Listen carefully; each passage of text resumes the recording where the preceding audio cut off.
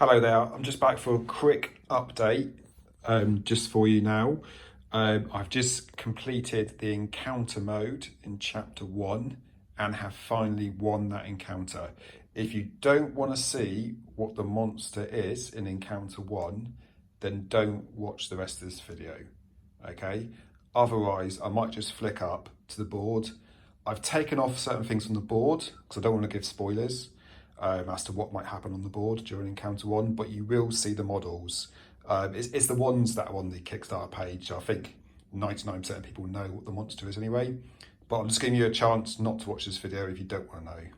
Right, so encounter 1, chapter 1 is obviously the mummy rat, the big rat.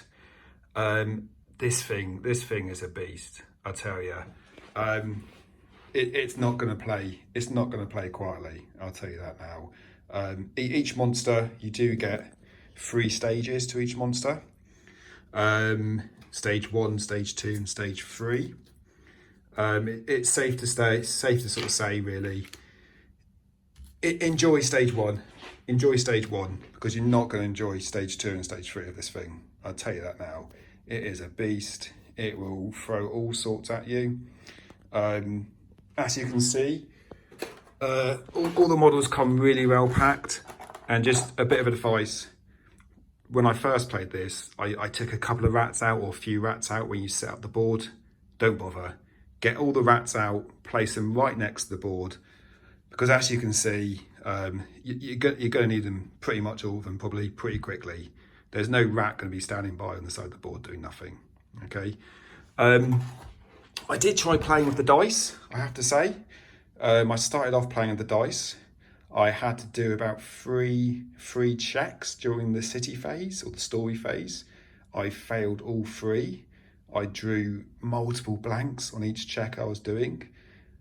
So I quickly went back to using the cards, which gives you a far better, sort of more consistent. I think I passed most of the checks in the story phase once I went back to doing the cards. So I would recommend doing the cards.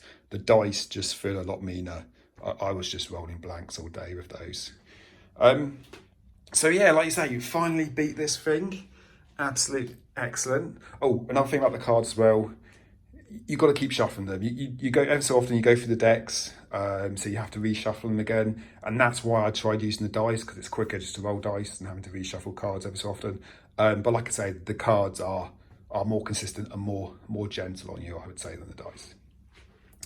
I mean, there's nowhere to hide on this board. You can probably see that, really. Whatever obstacles you get on the board, for example, I don't know, trees, they don't stay there for very long. You read the rules about large creatures charging around, doing damage.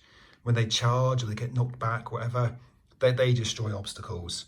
So don't think you're going to hide behind a tree. I thought that the first time. I set my sort of ranger up the first time, hid behind the tree, and yeah, before long, suddenly the tree was gone and she was staring at that big rat thing.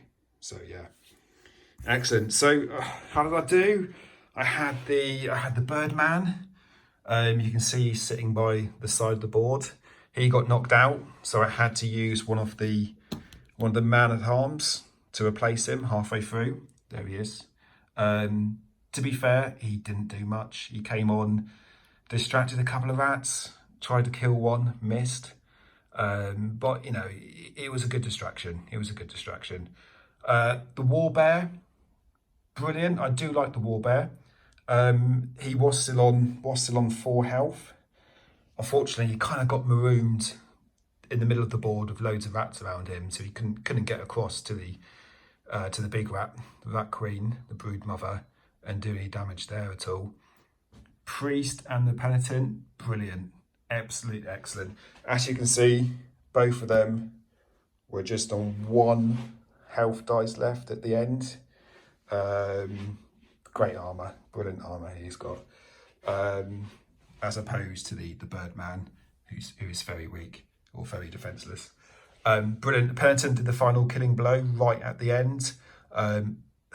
Probably one more round and the brood mother would have knocked out both the priest and the penitent, I reckon. So I had to get the kill on that side.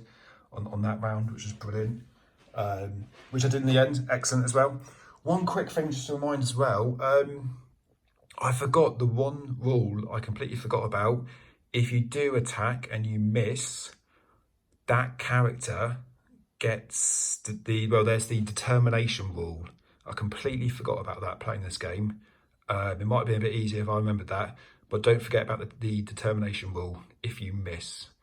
Basically, you get a token, so you've got more chance of doing damage next time that character hits. But excellent, really good. Really looking forward to seeing what chapter 2's got in it. I think playing a chapter where you don't know what the next encounter is going to be is going to be really exciting when you're in the story mode, trying to figure it out, trying to work out what's there, etc. And when I went and replayed the story mode, I went a completely different path, and it gave me a lot more bonuses for when I went into the encounter mode, which was really good as well. So excellent, just a really quick update. I must admit, I've been sat here playing this for 2, maybe 3 hours. I thought I was going to lose until literally the last 2 minutes. Realised I had managed to sneak out a win. The penitent came running up, good attack, smashed the brood mother, and got me the win right at the end. So I feel really happy because I didn't want to have to play this again for another 2 hours. This one, I want to see what's in the next box. Excellent. Okay, thank you all. I'll catch up soon.